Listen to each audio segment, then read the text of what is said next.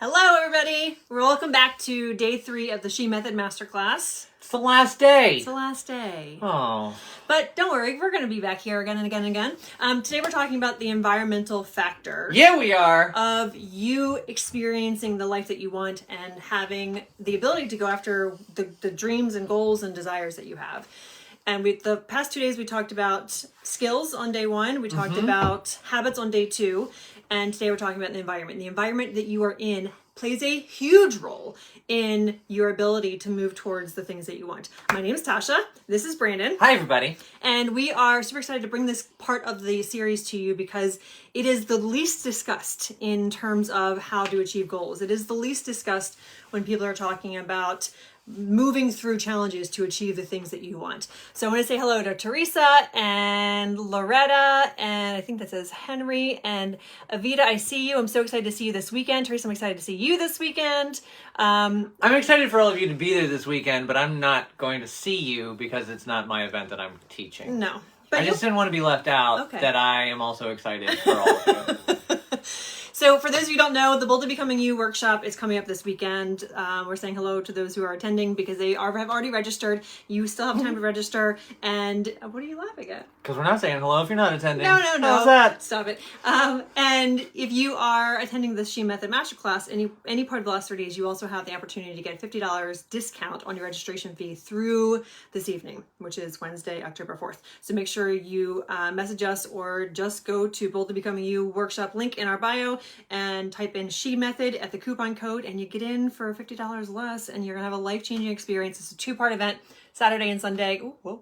Saturday and Sunday, October 7th and 8th. And if you cannot make it, you will have the replay until forever.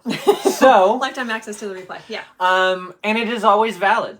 So that is also something a lot of the people that join the Bold to Becoming You workshop can either make one day or not either one of them. We have someone who's going camping this weekend, I think. Yeah. And so they're going to be vision boarding themselves and Bold to Becoming Youing themselves after they get back, which is very exciting. Actually, they're going to be going to a coffee shop from the camping site. Oh, dedication. And a little break from the family while camping. We have had in the past, though, people who couldn't make Saturday. I make sure that within an hour of the event being over, the replay is available to you so you can catch up that evening and then just join us on Sunday Live if you want to.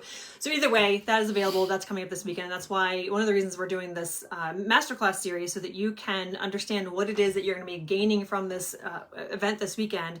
And it's just some of the key pieces for you to achieve your goals that you probably haven't heard of, at least not to the degree that we talk about them so specifically here. And today we're talking about environment. Yes, we are. And it's my goddamn favorite. So your environment is what you see, what you hear and feel, and who you do it with.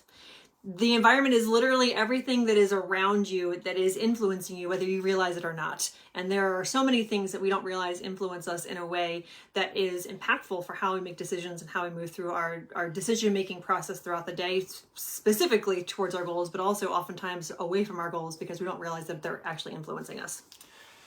So, I am going to give a little caveat here and let everybody know that I am a minimalist and I live high on life when I get to purge and release things. I also want you to know that I do not expect the same from you, and you are not in trouble if you have lots of stuff in your house that is left over from years and years and years. You are not in trouble for anything because it's your life and you can do whatever you want. And it is time to start taking stock of what the hell is in your life that is feeding you something. And if it is not feeding you to move towards your goals, it is hanging you out in the same spot you've been forever, and we need to start digging into that and what that really means. So, the question that I would like you to ask yourself is this. Are you living in a time capsule that is stuffed to the brim with your highlight reels and your best of memorabilia, or are you living a life that is inspired and uplifting and supportive and expressive of where you want to go rather than where you have been? Are you living in a time capsule? Here's the thing. Hanging on to stuff is not bad. Nostalgia is not a bad thing. It's actually really important to be able to remind us, yes, in fact, I have done hard things, or yes, in fact, I do love that person, even though not today as much as I did yesterday, because those are things that we need to make sure we're keeping with us. We've got to make sure that we have a vision of the past so that we don't repeat it. We have to have a vision of the past so that we can remind ourselves, even in spite of all of that crap, I was able to do those things. It's really, really positive. It's really, really effective to be able to pull yourself out of, I don't think I've ever done anything before. I don't know that I'm ever going to. Those kinds of thoughts that we tend to have as perfectionists, that we definitely have as business owners, that we definitely have as creatives. I also want to say it's important to hang on to the stuff that you feel like is representative of what you did well, so that you can take that with you as well. Oftentimes as perfectionists, and those of you who are here, you're a perfectionist. It's important that you acknowledge the things that you have accomplished, and the things that you did well, you can bring with you into this next season of life. And that's oftentimes something we forget to take note of. We look at the past and say, it's all shit, or I did all of this badly, or I could have done all of it better. The reality is you got here somehow. And so you managed to do some things pretty well to get to this point. It's okay to acknowledge that that's where some of that history is coming from, and some of that is a reminder of you putting it forward. The question really is what is aligned with that goal in mind. And so if I walk into your house and you have all of your pictures from when you rocked high school and you're 40 years old, there are some questions that we could probably ask ourselves. Like, are you still in high school? Or are you coaching a high school football team? Like, why is it that it is so important that you have enshrined your living room to the glory days of high school? Where do you want to go? Is that happening? Because the likelihood is that it's probably not. If your goals are to be different than high school, but everything about your house or your life or your bookshelf or your computer or your phone screams, I wish it were 1999 all over again, then it's going to be really hard to continue to move forward with the kind of life that you want unless you plan on opening a Blockbuster Video. So we need to acknowledge that your environment, the people, places, and things, influences every single thing about who you are, what you do, and how you perceive yourself. Not about how others perceive you, but how you perceive yourself.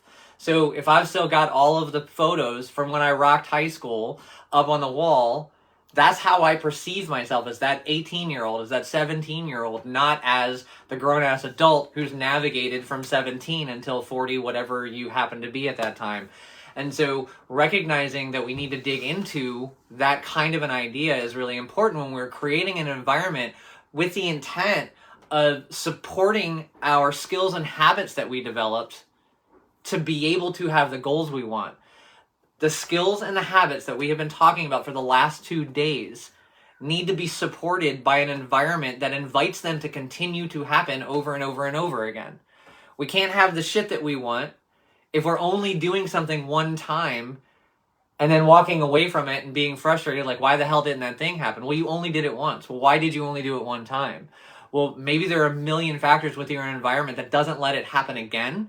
That's where we need to figure out how can we tweak, adjust, pivot, and adapt so that our environment can support these skills and habits that we're growing so that we can have the kind of goals in life that we want to have.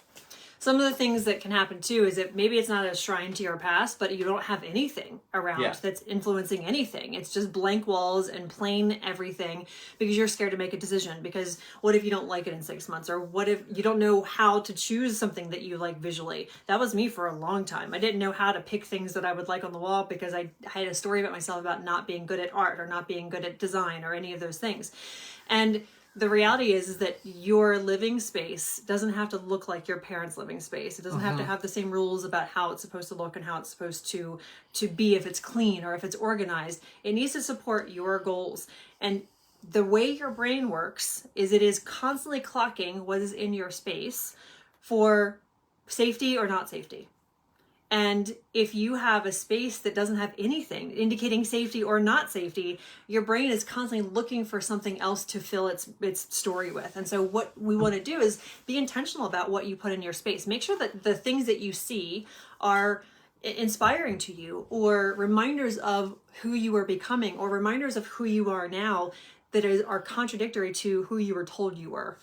When you were a kid, maybe you were told that you were bossy, but as an adult, you realize that's just a way that people talked about little girls being in leadership and having some sense of confidence. And you've had to maybe work your way back to having some of that.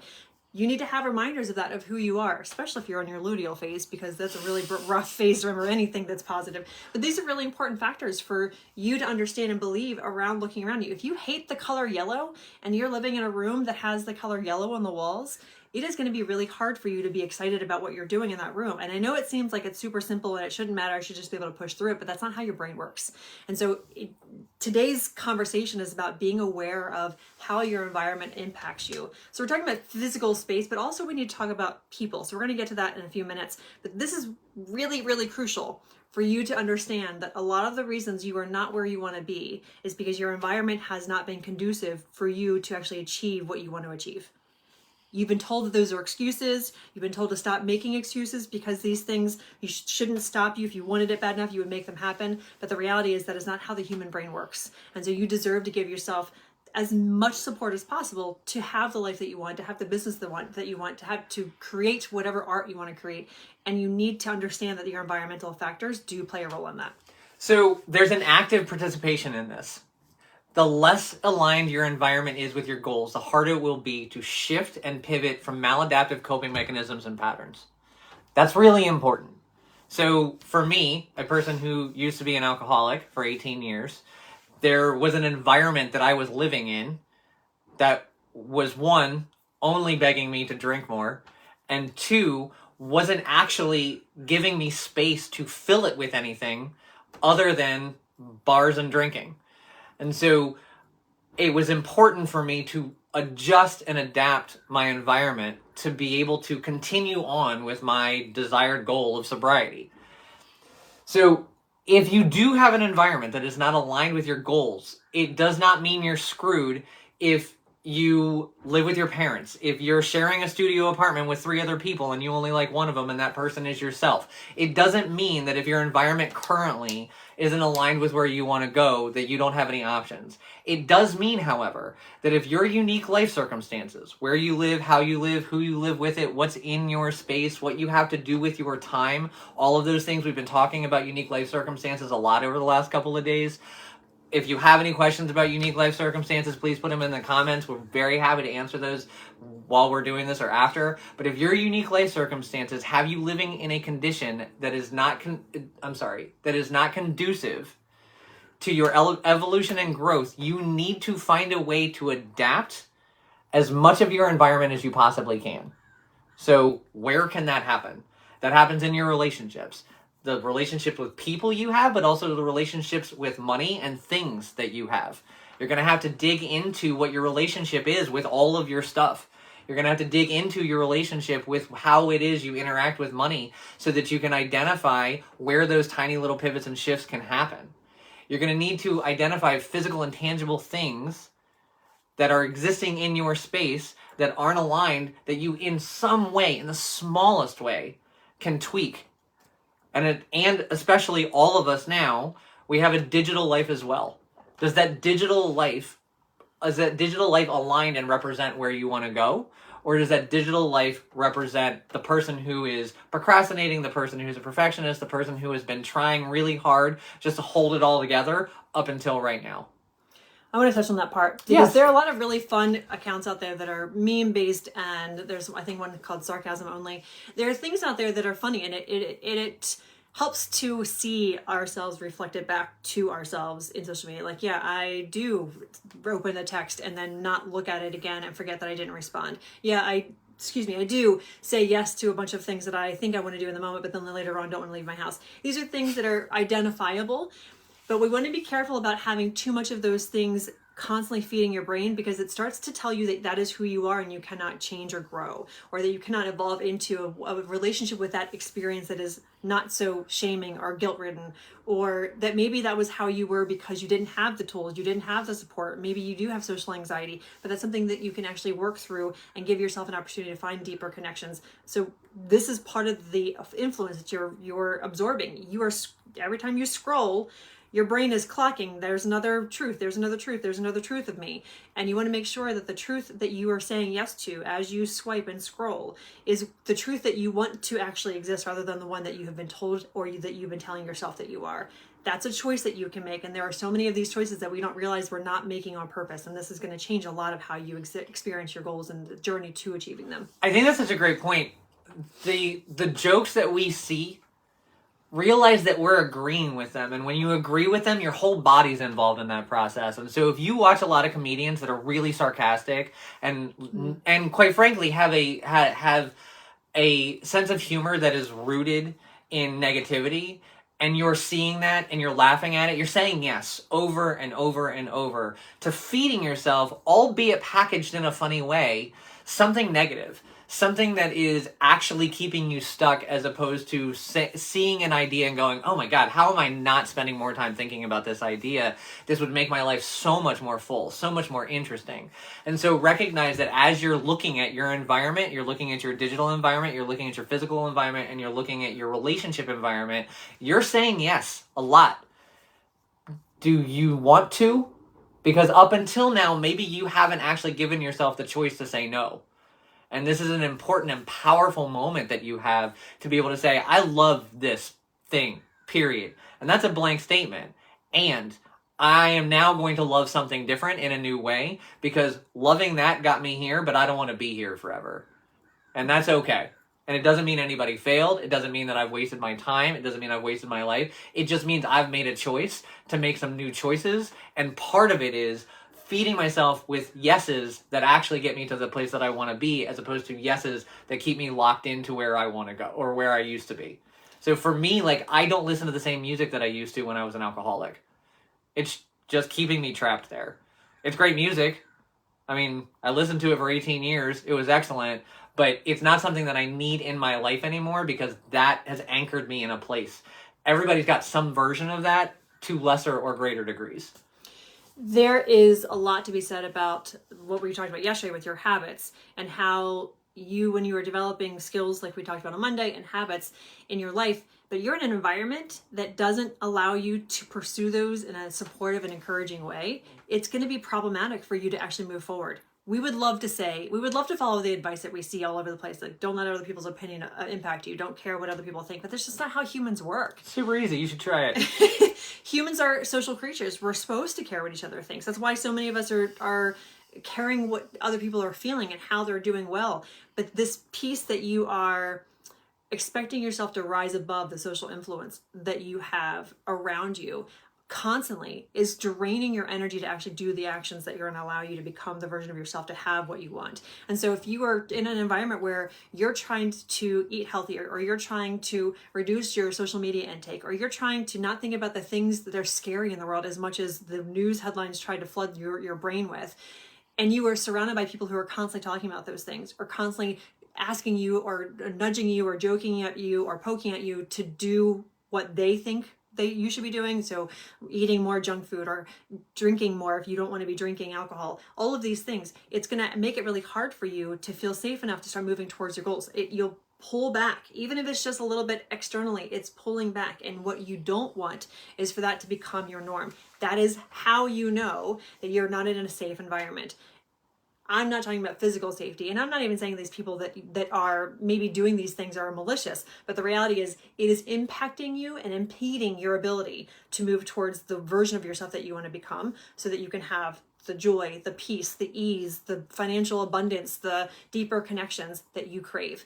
When you feel unsafe, you are going to feel judged, mocked, humiliated, laughed at. You're often shunned and feel a sense of abandonment. Those of us who have abandonment wounds from childhood, this is not helpful for us to be able to move forward to a different place, and sometimes actual physical danger.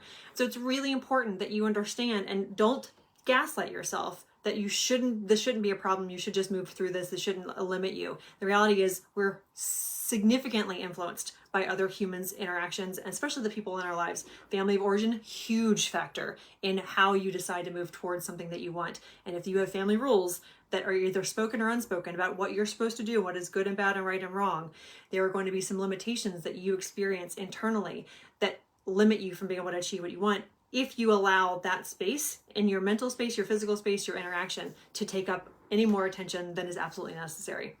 So if that is the case, you want to focus on these two areas regularly. 2 areas that you can start paying attention to that are not that difficult for you to start moving towards having the life that you want and achieving the goals and your desires and your dreams that you want. Okay? Do you want me to go do that one, or do you want to do it? This is kind of your shit. Okay. Well, they're both kind of my shit. So take a look around the room you're sitting in right now without judgment. Okay, this is not about good, bad, right, or wrong. This is about just noticing. So this is a practice. This is active meditation. Imagine that. So take a quick second and count how many things you have in the room right now that are reminding you of your goals. Look around just real quick. What are you seeing that is reminding you of where you want to go, the direction in which you want to head, the relationships you want to have, the creations that you want to make? What is around you?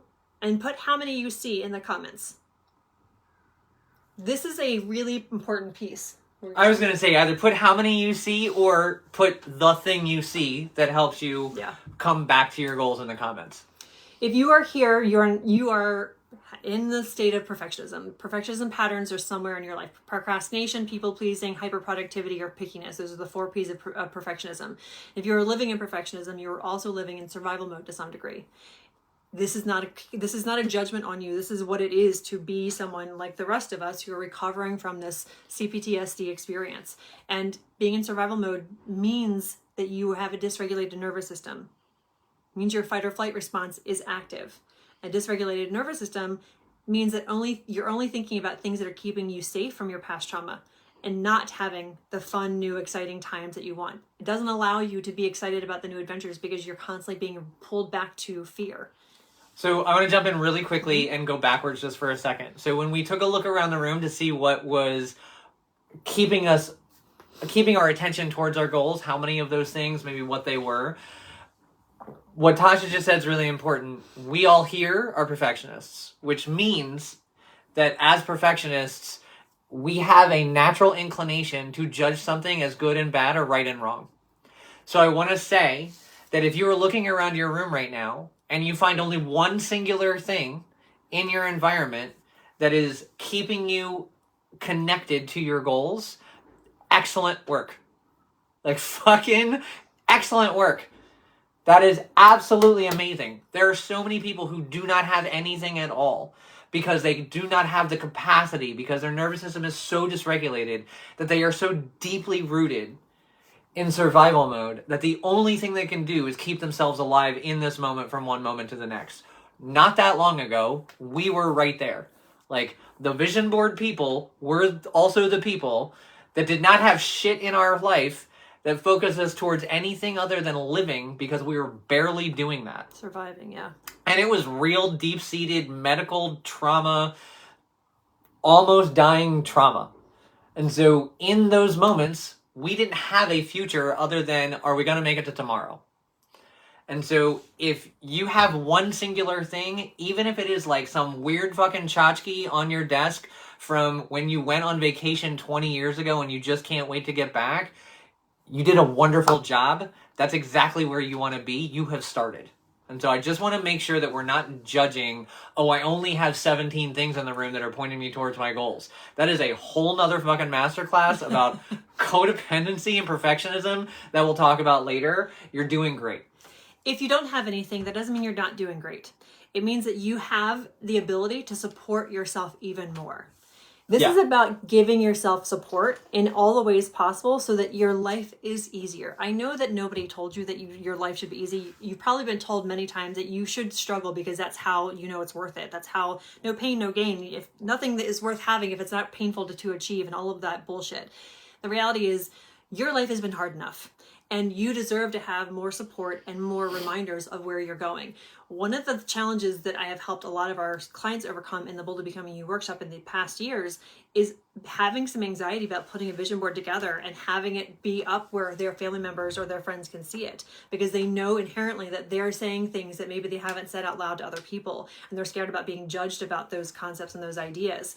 And it's part of the process. this is not something that you have to put your entire dream set, all of the things you want and dream of, up for the entire world to judge and see. But there are ways for you to create some reminders in your physical space that keep you inspired and speak to you specifically. That doesn't necessarily mean everybody has to know what it is that you're looking for. We actually encourage you not to tell anybody unless you know that they're going to be supportive and encouraging of it, because you don't need the naysayers, you don't need the dream stillers, you don't need the fear mongers in your life telling you that you're going to be in some kind of danger such a situation. So it's really important that as you do this, I see, Teresa, you have 6 things or groups of things. Fucking awesome. That's amazing. And Evita, you said, not sure if the problem is the room or my goals. So I don't know that you have to even identify that there's a problem. If there's something that doesn't feel like it's effectively encouraging or inspiring, it might be just worth looking at. Maybe I thought this was going to be inspiring, but it's not. Or maybe this goal, which we'll do this weekend, I know you're going to be there this weekend. Maybe this weekend we'll look and see, was that goal something that you set because you thought you should be setting that goal, or because you actually wanted to set that goal? And that's an important thing to differentiate. And this is a really lovely place to be able to identify for yourself that maybe you're in a place where your room that you're in was a visual representation of all the work that you did now, and the goals that you have aren't represented in it because you're in transition. Yeah. Which is lovely. Like, congratulations, that's amazing. Because now you're in a place where you can actively say, I'm happy with where I have gotten because I got here. Or maybe because you're genuinely overwhelmed with how wonderful it is to be where you are. If so, I think that's lovely. But also being able to say, I'm here, great, and I want to go there, but things just aren't all aligned yet. There's nothing wrong with that at all. And so being able to give yourself the gift of saying, I'm in transition takes time, that gives you the permission to say, now I get to explore, now I get to play, now I get to figure it out. Now I get to say, what in here, valuable up until now, no longer aligned with where I want to go, can I do a little creative thinking to figure out how to manifest, but also how to visualize physically and emotionally the things that I want. Sometimes the lack of inspiration from looking at the things that may be in your room or in the area that you're in that are supposed to be indicative of your goals and your dreams and your desires have actually started to be counterproductive. You may have started to get feeling anxious or resentful because you've been working towards these things, and maybe in a way that you thought was guaranteed to get you there sooner or by a certain date, and it's not actually working. So you actually start to resent this or start feeling like a failure when you look at these things. And this is a very common pattern that we see with a lot of our clients. I know I had it for a long time in my first business. And in that case, it's time to consider maybe trading out what those reminders are, because now that reminder is not actually moving you forward. It might be actually pushing you backwards or pushing you into procrastination freeze mode. And it's just important to realize that everybody's going to have a different relationship with these things and how we interact with them. It's about being honest with how it actually feels for you, getting in touch with how it feels on the inside of your body. When I see this thing, do I feel excited and like, oh, I can't wait to do that? Or do I feel like, fuck, I can't believe this is still a thing that I'm not doing, or I can't believe that this is still a skill that I haven't developed, or this fucking habit, I can't get it locked down. If that's how you're feeling, then the reminder is no longer actually inspiring, and you would benefit probably from trading it out. So really quickly, let's talk about a couple of examples of what reminders are, so that as you're going through this little assessment, you can be pointing yourself not at every single fucking thing and give yourself a little bit of a broader picture, zoom out a little bit. So a reminder can be of something that you've accomplished, and we talked about this a little earlier. This is aligned nostalgia. So if you have a degree, if you have a higher level of education, and you're really proud of that, like it is a thing that helps you stay motivated, then your diploma on the wall, excellent reminder. Or pictures of graduation, if that's a big deal for you, excellent reminder. If you went on a magical fucking vacation and you took wonderful pictures of the places, maybe the people that you were with, and that is something where you're like, this is something that I would like to do for myself once a year with these people and travel the world, what the fuck ever, like, excellent reminder. Nostalgia that is aligned with where you want to go is a wonderful reminder. Beautiful pictures of your family having a really good time, awesome. 30 pictures of your kids' school picture hanging on the wall, maybe not the thing that is actually going to point you towards where you want to go, because it's not necessarily aligned with where you want to go. It's just a thing that, you know, as parents we do. And so nostalgia that is aligned, excellent. And then what do you want for yourself? how can your reminders be indicative of a future thinking so that as you're looking at things, it is pulling you towards ideas that you've never had, or pulling you towards ideas that you've only played with a little bit, but you haven't given yourself permission to actually accept. So that can come in the form of books that you have laying around your house. It doesn't have to be pretty. It can be in the form of art, which, by the way, there's no such thing as high art and low art. So if your version of art is posters from fucking Walmart, if they even still sell posters, then awesome. If your version of art is putting stickers all over your wall, or going straight up high school and like writing on your door. We had a client who writes in permanent marker on her door her goals, which I think is bold and amazing. Like, these are excellent ways to live an artful life that is pointed in the future. And then curating your social, like we talked about earlier, curating your social media presence so that it is bringing you to the future. I look at a ton of art that I don't even know how people fucking make it. It's just amazing, and it makes me want to get up and do things. And so that's what I look at when I'm on social media. I don't look at any of the other shit. I don't look at things that I'm trying to like work on for myself. I want to look at something that is inspiring, and I want to look at things that fill me with awe. And so that's what I use social media for, because I hate the fucking thing anyway. I'm glad you're here, Michelle. And then the other one is the vision boards. Now, if you are just tuning in, I'm hosting a Boldly Becoming You workshop this weekend, which is a vision boards, goal setting, and practical manifesting workshop. It's a 2-day event, Saturday and Sunday, October 7th and 8th. A lot of you who are here are already registered for it. I cannot wait to do this weekend with you. It is my favorite event to do because it is so transformational. I know you hear people say it all the time, but we have so many people who are coming back to this event. I think one of our attendees is coming up for the 7th time, because every time she attends, she sees a new version of herself. She unveils these new layers of hopes and dreams and creative aspirations that she has, and she feels so renewed after it. And the reason that is the case is because the way we do vision boards is we help you create a small stepping stone process, so that if you are overwhelmed by your big goals, maybe you do have dreams of becoming a best-selling, world-renowned author, but right now you haven't written your first book yet, or you haven't even started to write a draft of your first book, or you're scared to start writing stories. This is me a couple years ago. Then that is where we start, so that you are not overwhelmed and put into a fight or flight mode with your goals. You actually can start moving towards your goals in a stepping stone kind of way. When you have visual reminders of the kinds of relationships you want to have, of the way that you want to explore fun. Oh man, I forgot to put the vision board up. Goddamn emergency broadcast system. I have vision boards for me. The two that I'm still working with right now are 20 waterfalls that I'm going to see by the end of this calendar year, and also exploring what fun is for me, because if you are a recovering perfectionist, there's a good chance that you don't know how to have fun in a way that actually allows you to feel like it's fun. And so I have a vision board that's reminding me to explore these different ideas of what could be fun for me. And this is not a luxury house. This is not a mansion. There's not a yacht on my vision board, because that's not what is inspiring to me. Do I want a shitload of money? Yes, but that money is going to allow me to have more time with my family, to go on more adventures with my family, to invest more in my own healing journey and creating more time for me to have more space to write the books that I want to write. And so thinking about vision boards, they are reminders for you. The old way of vision boards is having a poster with a bunch of cutout magazine scraps, and then it's a shrine to your future self, which does not benefit you. I think a lot of you, if you've done that before, probably have felt like I did when I was looking at that. I'm like, oh my gosh, I have to work my ass off to create that result. And I did. And I ended up in bed, burnt out, lost my both businesses, and spent the last almost 10 years trying to recover from that experience. This vision board process is about incorporating what we've been talking about these last 3 days in the S.H.E Method masterclass series. Looking at what are the actual skills that you need to develop to become that version of yourself who has those things on the vision board.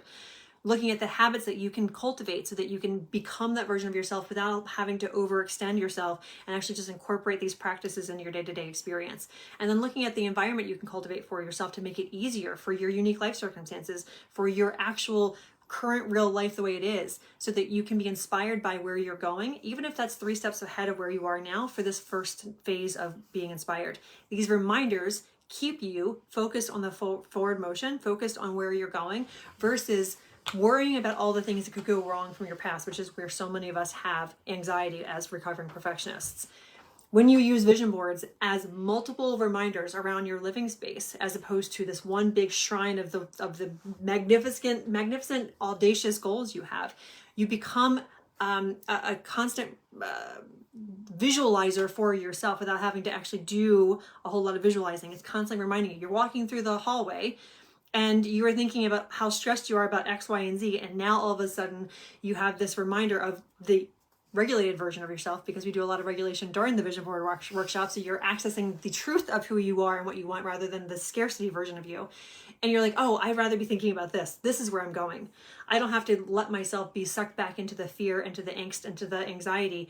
I'm reminded this is where I'm going. And then you have another one in the bathroom mirror, and you have another one in the kitchen. You're constantly reminding yourself of where you want to go and where you are headed, because you're already taking action. You're developing the skills. You're working on cultivating those habits, and you're cultivating the environment that's going to make it easier for you to become that version of yourself. This is the power of making sure your environment is supporting where you want to go. And this is why I get so passionate about the Bold to Become You workshop that we're doing this weekend. Hi, Sierra. So I want to talk about really quickly the idea of, Tasha just said, even if it's just 3 steps closer, 3 steps further than where you are right now. That's such an important thing to hear, and I want to take just a little bit of time to acknowledge it.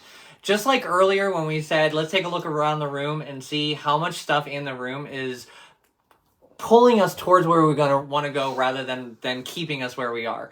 And one of the things that we talked about, for those of you who weren't able to get there on earlier, is if it's one thing, it's one thing.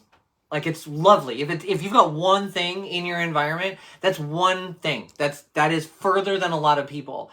Any movement forward is movement forward. And so when we're talking about creating an environment, when Tasha's talking about vision boards, when she's talking to you guys about your goals this weekend, the thing that I want you guys to remember is this.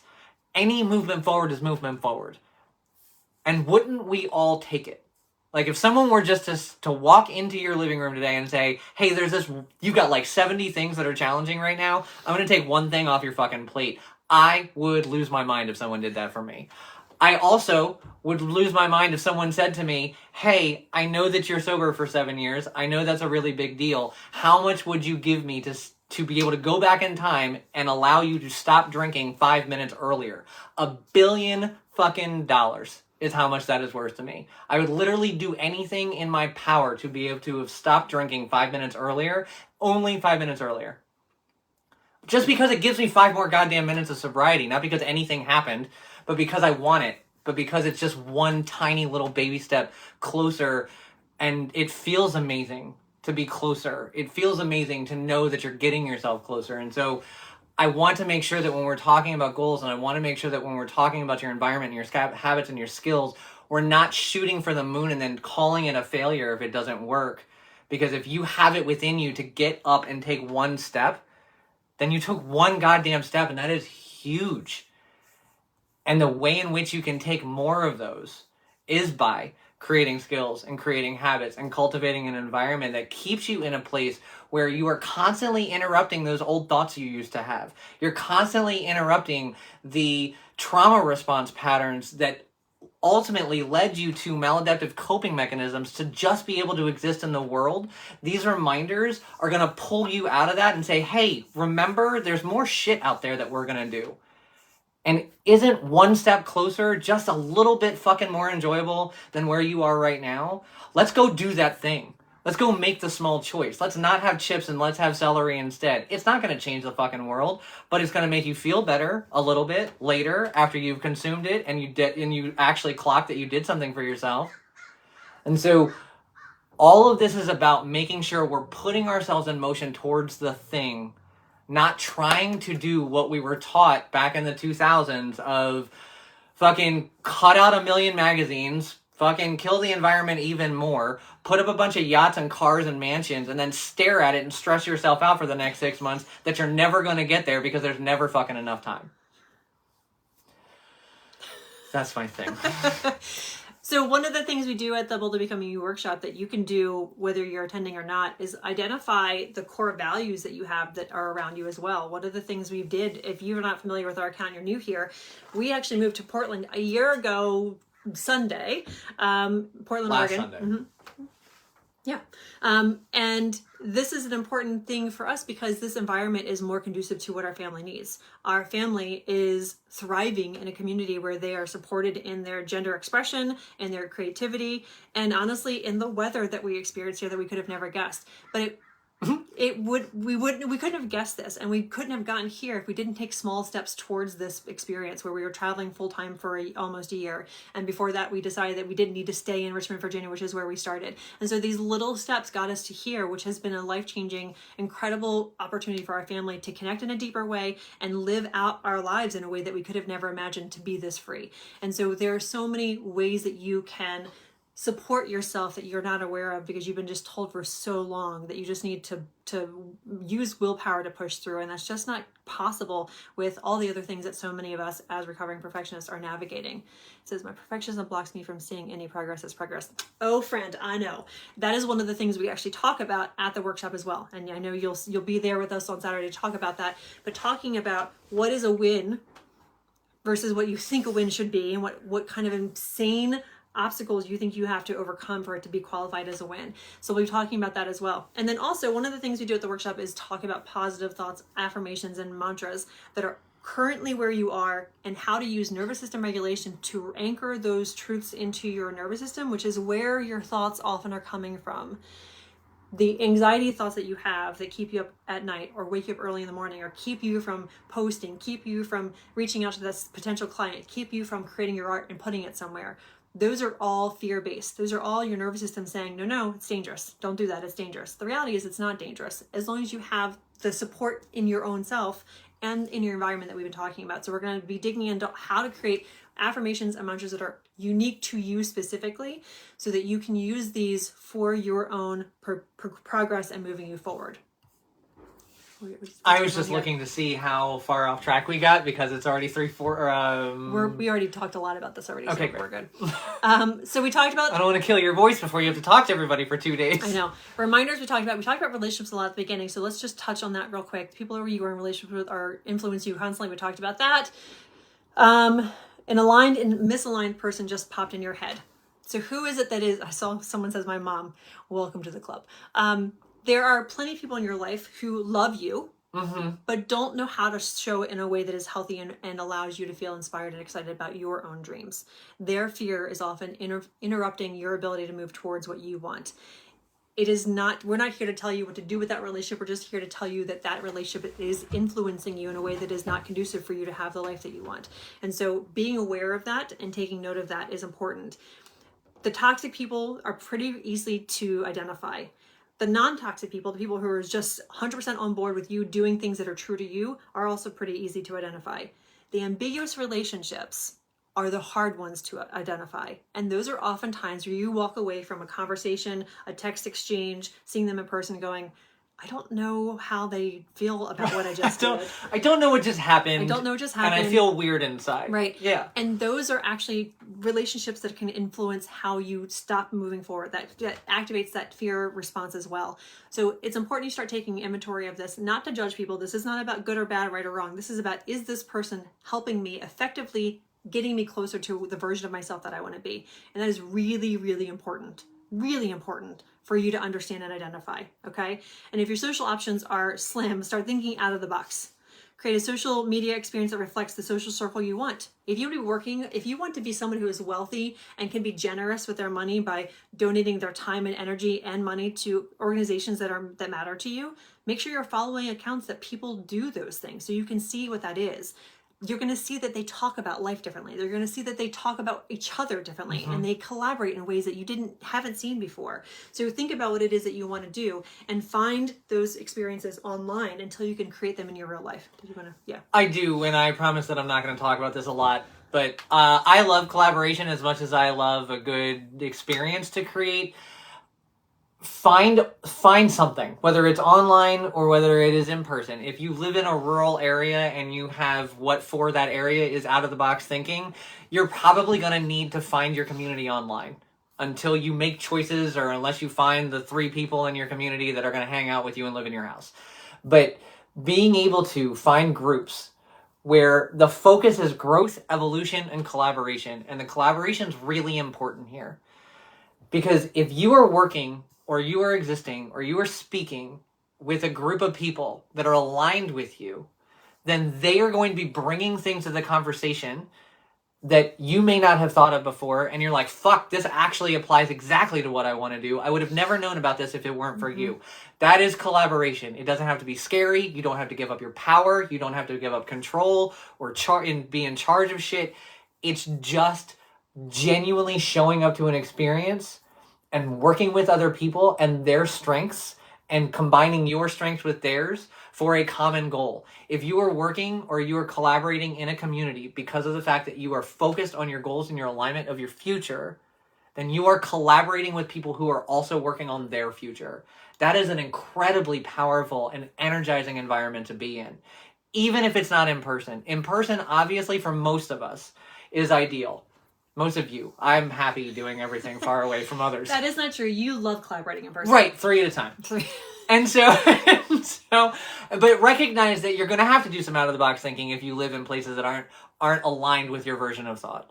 And so looking for communities online, looking for groups online that are centered around growth and learning and collaboration is really important to cultivating an environment that creates an experience that you want to keep coming back to. Did you want to talk about the grouping a little bit more? The grouping? Yeah. I don't know what that I means. think that's what we're going to call it. First, I want to say thank you to Sierra. We are thrilled that our journey has been able to support you and your relationship with your fiance. We've worked really hard, as you know. I know that we've talked about this a bunch of times in clubhouse rooms. We've worked really hard to get to where we are in our relationship, and it was not always this way. And we feel very fortunate that we both decided to continue to grow together and work together, because I know a lot of people don't have that in their partnership. This is, I think, an important part to differentiate between this vision board workshop that I do this coming weekend and others that you may have attended. It is most of the people that we're working with in this capacity, their visions are about relationships. Their visions are about their creative and passion projects. Their relationships are about, the vision boards are about self-care. Yes, there is obviously goals about money because of the state of the world we live in, and health oftentimes, but more often than not, what people really crave when we get down to the root of it is connection, deeper relationships, vulnerability, authenticity, and being able to create something that is meaningful in the world. And that's what most of our conversations end up being about at the workshop. It is a workshop. This is not just a me teaching you. This is a you doing it while we're there, so that you don't have to worry about leaving the event and going, I just have to do all this by myself. No, you do it while we're there on Saturday and Sunday virtually on Zoom. So if you haven't already, make sure you check out the Boldly Becoming You workshop. Message us with any questions. This is not a time where we don't ever, but we're definitely not going to be talking you into doing this. So this is not something that you actually are going to benefit from. But I'd rather you be very confident about the decision you make, whether it's yes or no, so that you can be sure you didn't miss this opportunity and then regret it later on and add it to the pile that you've collected of things that you think you should have done better before. Coming back to the wonderful world of collaboration, the workshop this weekend is a collaborative experience. Mm-hmm. The people that take the workshop, I love it when Tasha shows me the screenshots of the chat from the actual calls, because everybody's rooting for each other and everybody's talking about how they did it and where they found their images and what they did. We have an amazing member who is part of our membership community, The Village. She has been in a mastermind of ours. She has taken literally every single thing we've done. And she had some really wonderful ways that she made her vision board. She literally photoshopped her and her partner into a picture of a place in Italy that they actually fucking went to after she created the vision board. And so you've got people collaborating in the workshop in that way. It is another example of what it could really look like if you take yourself and you park yourself in an aligned group of people that are all working on the same kinds of things. They're working on being more aligned with their core values. They're being more compassionately curious with themselves and the people around them. And it is an environment that just fosters so much growth and so much inspired action. It's really incredible. So now we are at the homework stage of this masterclass. It's day 3 of 3. So it's the final day of this event. And we want to encourage you to dig a little bit into this for yourself after we end the live today. What are 2 thoughts or actions you know will get you closer to the way you want to feel or the kind of life or business you wish you had? What are just 2 thoughts or actions? Maybe one of the thoughts is the best is still yet to come. Maybe you have the story about how the past is, you've already done you've peaked. You've done the best that you can do. You're running out of time. You're out of time. You can't change. Maybe the truth is you need to remind yourself that the best is still yet to come. You're more prepared now than you've ever been. That's a thought that has been really powerful for the last 6 months in our circle of our friends and in our own practices. I'm more prepared now than I've ever been to do anything that I want to do. And that's true. Maybe that would be a thought for you. So what are 2 thoughts or actions you know will get you closer to the way you want to feel or the kind of life or business you wish you had? And part 2 of the homework is, how are you going to create reminders that help point you in the direction of that experience for yourself? Decide to complete this by tomorrow so it's not another thing you're beating yourself about not doing. If you're not going to attend the workshop this weekend, at least get some Post-it notes and put up these Post-it notes around where you can see them. On your nightstand, on your refrigerator, on your coffee maker, your tea carafe, on the mirror in your bathroom. Put in a Post-it note that tells you this, that this is the truth. I am more prepared than I've never been. I'm more prepared than I have ever been. I want to talk about this for a second. Perfectionists that are watching this. The second part of that homework, which Tasha just moved away. I didn't really do the second part of that homework is, how are you going to create reminders that help point you in the direction where you want to go? I am giving you permission for it to not look pretty, for it to be free, for it to take less than 5 minutes. This is not something that we're not starting art class. We are not going to fucking Michael's and buying scrapbooking materials and the weird scissors and all of the things. All you're doing is you're grabbing a pen and the nearest piece of paper and a fucking piece of tape, or get Post-it notes if you have them, because you, like Tasha, want to also live in a Staples, and write some shit down to yourself and slap it all over everything you possibly can. This is an exercise about getting it the fuck done. The faster you get it done, the faster you're going to see it. The faster you see it, the faster you're going to be able to put yourself in alignment. The faster you're going to be able to live the goddamn life you want to live. It does not have to be pretty. It does not have to be quote-unquote perfect. Nothing is perfect. No Michaels. They're also anti-LGBTQ, so... So this is an important factor. Some of you are about to make a whole project out of this, and you don't need to. Just write it on a Post-it note, okay? If you don't know what Michaels is, it's a crafting store. No, I think I just wanted to make sure that we're not confusing anybody. No. So but also don't go. Just to recap the last couple of days, we talked about how to give yourself the opportunity to develop skills and learn how to learn, because you probably were never taught how to do that. We also talked about how to cultivate habits and how habits are the repeated action or behavior or thought that you have. A lot of your repeated actions and thoughts are based on being in the fight or flight response. The reason you haven't been able to develop skills is because you go into the fight or flight response. As a recovering perfectionist, you are constantly dysregulated. And you may not even know it, because this is just how you've been living your life. This is how you've been surviving. So when we're talking about environmental factors, a lot of your environment is a result of decisions you made in the past based on dysregulation, being in the survival mode. You now know that you can change all of this. You do not have to overhaul your entire life, but now you can start paying attention to, am I dysregulated? Do I feel scared right now? Do I feel like I'm running out of time? Do I feel like it's not enough? And if so, that is not the time to make a decision until you have regulated. Again, if you haven't already looked at the Regulated AF 10-day anti-challenge, we have that with 10 practices to help you start regulating your nervous system so that you can be more present and start making decisions that are more aligned. But when you are looking at where you want to go in the future, that's why we have the Boldly Becoming You workshop, and you can message us if you need the link or you want the discount code. Don't forget, if you attended the S.H.E Method Masterclass, it's S.H.E Method at the coupon code at the checkout page for the Boldly Becoming You workshop that is this weekend, October 7th and 8th at 9 a.m. Pacific Standard Time to 12 p.m. Pacific Standard Time, and will have the replays for life if you cannot make it live. This is also going to be a podcast, and you're going to get an email about it. So if you're like, oh, this is amazing, I've got 70 other things to do today, I'm never going to remember. Yeah, you are. You can't hide from us unless you're doing it on purpose. So thank you for joining us the last 3 days, or if this is your first day joining, go ahead and check out the pinned posts on our account, because day 1 and day 2 are pinned, and day 3 will be pinned there as well, at least for the next couple of days. If you have any questions about anything we talked about today, or if there was a really big aha moment for you, feel free to message us with that, because it really helps us know what else to create content around, what else to talk more about. Don't look at me because I'm stuttering.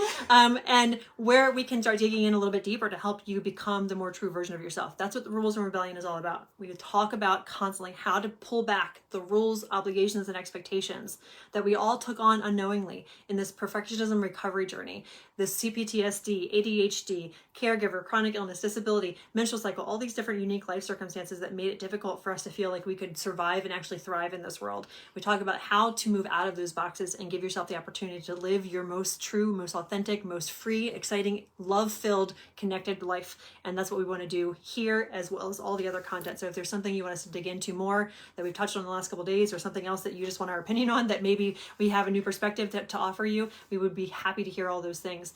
Thank you for being here, and thank you for joining us these last few days. We hope that this brought you a lot of value, lots of clarity, most importantly, a lot of relief to give yourself permission to be fully human, because that's what we want you to be able to be when you're near us. So thank you for being here. We love you. Thanks so much, everybody. And we'll see you hopefully this weekend. Bye, friends. Have a great day.